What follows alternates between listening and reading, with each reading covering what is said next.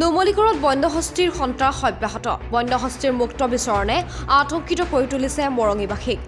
বিশেষকৈ মৰঙীৰ অভয়জান মেৰিপথাৰ ঢলাগাঁও সুমনি বকিয়াল নাহৰচলা শ্যামৰায়পুৰ গিৰিবস্তি হালুৱা গাঁও তেতেলীয়া গাঁও আদি গাঁৱৰ পথাৰত নিশা হলেই বন্যহস্তীৰ জাকে পকা ধাননি পথাৰত সোমাই ধান খাই গছকি অনিষ্ট কৰে। নিশাটো বাদেই দিনতো পথাৰ এৰি নাযায় হাতীৰ জাক। যিফালে যায় আপুনি বন্যহস্তীয়ে দেখিবলৈ পাব। বিয়াগুম বন বিভাগে কোনো ধৰণৰ ব্যৱস্থা গ্ৰহণ নকৰাৰ অভিযোগ উত্থাপন কৰিছে স্থানীয় ৰাইজে। নুমলীগড়ত এই দৃশ্যই এতিয়া নিত্য নৈমিত্তিক ঘটনা। উপায়ন্তৰ গঞা ৰাইজ। মই মৰঙী মৌজাৰ ২ নং দৈগুং গাঁৱৰ চুমনি গাঁৱৰ নিবাসী।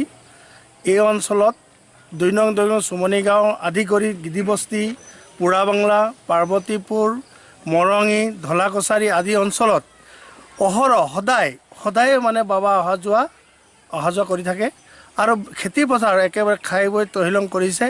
ৰাইজ একেবাৰে উজাগৰে কটাব লগা হৈছে। কিন্তু এই ক্ষেত্ৰত সদায় যেতিয়া হাতী ওলায় কিন্তু বন বিভাগৰ পৰা কোনো ধৰণৰ মানে আমি সঁহাৰি নাপাওঁ। এই অঞ্চলত এটা টৰ্চ লাইটৰ পৰা তেওঁলোকে ব্যৱস্থা কৰা নাই আৰু অন্যহাতে মানে ধৰক যিটো বন বিভাগৰ আমাৰ ৰাইজে সহায় পাব লাগে সেইমতে সহায় নাপায়। চৰকাৰেও কোনো ব্যৱস্থা নকৰে।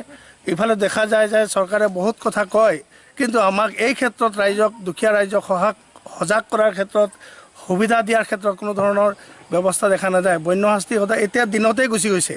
এই মাত্ৰ দিনতে ওলাই গৈছে।